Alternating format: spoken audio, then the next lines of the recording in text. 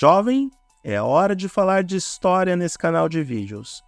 Muito antes de você compartilhar músicas através de streamings como Spotify, YouTube Premium, muito antes de você ficar comprando músicas pelo Apple Music ou pelo iTunes Music, dependendo de que época você é, a gente tinha o Napster. O Napster era o verdadeiro oásis do compartilhamento de músicas na internet. Você podia obter músicas gratuitas esperando apenas algumas horas, ou enquanto você dormia e deixava as conexões de internet de escada, e não de escada, porque essa piada é infame, mas de escada ativas quando era pulso único nas madrugadas, e este software marcou um antes e um depois no compartilhamento de música na internet, mudando o cenário da indústria fonográfica para sempre. Nesse vídeo vamos falar em como o Napster conquistou seu auge, enfrentou processos judiciais e deixou um legado duradouro na internet e na indústria musical, tirando o sono de vários executivos de gravadoras que a gente conhece. O Napster foi criado por Sean Fanning e Sean Parker, dois aprendizes de hackers norte-americanos, ou dois moleques que comiam Cheetos com Pepsi dentro dos seus quartos, ou garagens, ou alojamentos de universidade. A sua invenção, o Napster, chegou ao mercado em 1999 e marcou um antes e um depois na forma de acessar a cultura e uso da internet. Porque não foi apenas o Napster que construiu esta cultura de compartilhamento, mas foi o primeiro que deu origem a vários outros programas que faziam o mesmo dentro do mesmo conceito, mas utilizando tecnologias diferentes. De tempos em tempos eu vou falar dessas outras tecnologias de compartilhamento de arquivos na internet e, pelo amor de Deus, YouTube, eu não estou ensinando ninguém a compartilhar conteúdo protegido por direitos autorais. Só estou contando parte da história da tecnologia, tal e como aconteceu, apenas para fins didáticos e de entretenimento. Eu sou obrigado a colocar esse aviso nos vídeos porque o YouTube é meio fresco, o YouTube é neurastênico e o YouTube acha que todo mundo que está produzindo conteúdo na internet está infringindo direitos autorais em massa. Essa aqui é a realidade. O sucesso do Napster veio acompanhado de uma enorme dor de cabeça para as gravadoras e para advogados de gravadoras e artistas. Todos eles se sentiram ameaçados e lesados pela plataforma.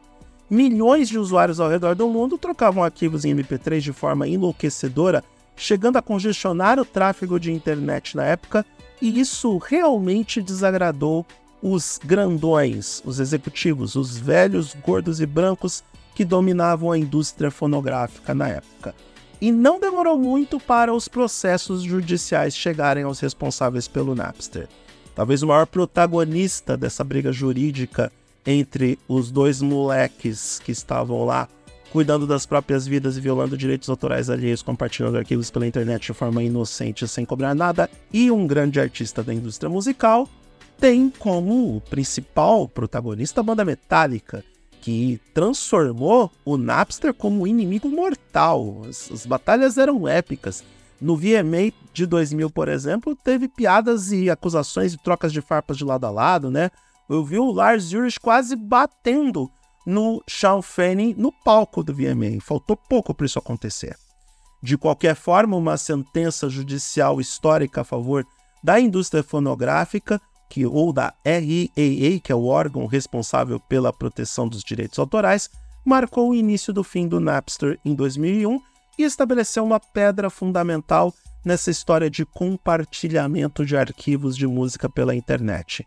No meio de tudo isso, estava lá a Apple olhando tudo com atenção e jogando lupa pro assunto e desenvolvendo o iTunes Music, que depois de toda essa bagunça, viria a estabelecer as regras da distribuição e da comercialização de músicas pela internet.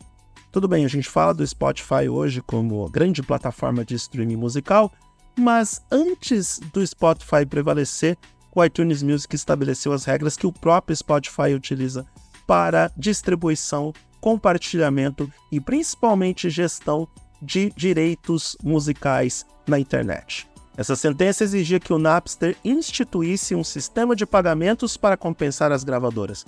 Claro que elas queriam era dinheiro, óbvio, né? Disseminar cultura, entretenimento e música não era importante, mas ganhar dinheiro sim. Pouco tempo depois, em março de 2021, uma nova ordem judicial determinou o bloqueio da rede do Napster para a troca de conteúdos protegidos por copyright.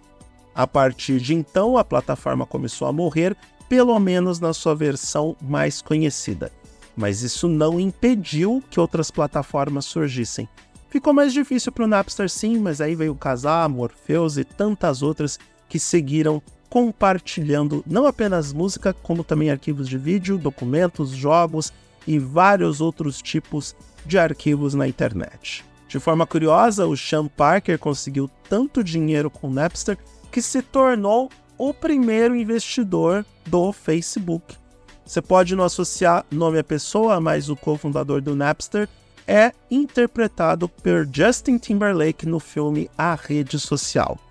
Sim, e ele tá bem mais bonito no filme porque, afinal de contas, é o Justin Timberlake. Depois dos processos judiciais em 2001, o Napster renasceu meses depois, para não durar muito tempo como software independente. Ele foi adquirido pela Hoaxio. Então a plataforma passou por mudanças de nome e posteriormente foi comprada pela Best Buy, que é a grande varejista dos Estados Unidos. Em 2011, por sua vez, a Best Buy vendeu a plataforma para o serviço de streaming Rhapsody, que rebatizou o seu aplicativo de streaming como Napster em todo o mundo. Na prática, o Rhapsody adquiriu o nome Napster para se aproveitar da visibilidade e popularidade da plataforma, mesmo 10 anos depois dela fazer todo o barulho que fez na internet e não ter a mesma relevância do passado. E eu conheço algumas pessoas que tentaram se aproveitar do bom nome de outros empreendimentos para se dar bem. Aqui em Florianópolis, dica, na área de canto coral. Beijo para você, pirralha. Hoje em dia, o Napster foi adquirido por empresas do setor Web3 que estão integrando a plataforma ao ecossistema de criptomoedas. É uma nova fase que se inicia para uma plataforma que foi gigante mesmo num curto período de tempo, mas que agora explora novas possibilidades tecnológicas. Uma das grandes lições deixadas pelo Napster foi aprendida pela Apple, como eu mencionei um pouco antes. A empresa viu uma incrível oportunidade de negócios no conceito do Napster e lançou a iTunes Store em 2003. E bem sabemos que a loja de músicas da Apple resolveu problemas relacionados aos direitos autorais e impulsionou os diferentes modelos do iPod que a Apple começou a comercializar desde 2001. Aliás, o iPod não daria certo sem o iTunes, e isso é fato.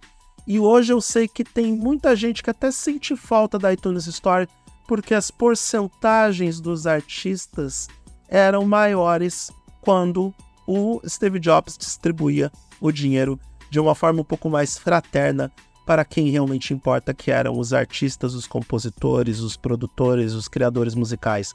Muito dinheiro da indústria fonográfica ficava nas mãos das gravadoras e dos executivos de gravadoras. Felizmente, o cenário que temos hoje não permite que isso aconteça com tanta facilidade, até porque Billie Eilish está aí para dar o exemplo para todo mundo. Ela e o irmão fizeram o álbum de maior sucesso da carreira deles, ganhando 4 Grammys dentro do quarto deles. E as gravadoras só foram responsáveis por distribuir. A maior parte do bolo deste álbum ficou para a dupla Billie Eilish e Finneas. Apesar do desaparecimento do Napster, a ameaça do compartilhamento P2P não acabou tal e como a RIAA esperava. Novas plataformas surgiram depois da protagonista desse vídeo desaparecer, como o Kazaa, Ares, Emule, Edankey e várias outras que trabalhavam com redes descentralizadas. E essa evolução de tecnologia abriu caminho para que outro formato de compartilhamento surgisse e seguisse tirando o sono das gravadoras e dos estúdios de cinema e do entretenimento como um todo. O BitTorrent, que é descentralizado, trabalha com P2P e é bem mais difícil de ser rastreado pelas gravadoras, pelo Google ou por qualquer plataforma que queira tentar impedir o compartilhamento de conteúdo. Com o tempo, a indústria fonográfica percebeu a necessidade de se adaptar às mudanças nos padrões de consumo de música. Abandonou essa obsessão estúpida por vender álbuns físicos e abraçou o surgimento de serviços comerciais na internet, como o Spotify e o YouTube Premium, que se transformaram em plataformas muito populares na internet. Aliás, eu recomendo o YouTube Premium com toda a força porque, na minha modesta opinião, é melhor que o Spotify, é melhor que o Amazon Music Unlimited, é melhor do que qualquer plataforma de streaming que temos no mercado. E esse vídeo não é patrocinado pelo YouTube, muito pelo contrário, eu estou com os meus problemas com o Google e com o YouTube, estou pensando em processar os dois, então estou apenas adicionando informação de algo que eu uso, recomendo e que vale a pena. O Napster pode ter desaparecido, mas seu impacto continua vivo até hoje. Ele transformou a forma em como as pessoas consumiam música na internet e também transformou as nossas vidas, principalmente na maneira em como compartilhamos, consumimos e até mesmo abraçamos os conteúdos musicais. Nos próximos dias ou meses, enfim, quando eu tiver vontade, eu vou gravar outros vídeos comentando sobre as outras plataformas de compartilhamento de conteúdo que fizeram muito sucesso nos anos 2000, para que você, jovem, saiba um pouco mais da história da tecnologia e da internet de graça e pare de reclamar porque aquele jogo que você está baixando no Xbox demora 40 minutos para ser entregue pela Microsoft. De novo, a gente levava 2 horas para baixar uma música de 3 minutos ou 4 minutos via MP3 e todo mundo era feliz naquela época. Ninguém ficava reclamando da conexão que falhava ou da linha que acabava caindo porque sua mãe tirava o telefone do gancho. Enfim, todo mundo era feliz naquele tempo e não sabia. Ou melhor, sabia sim, mas esperava pela internet banda larga, obviamente.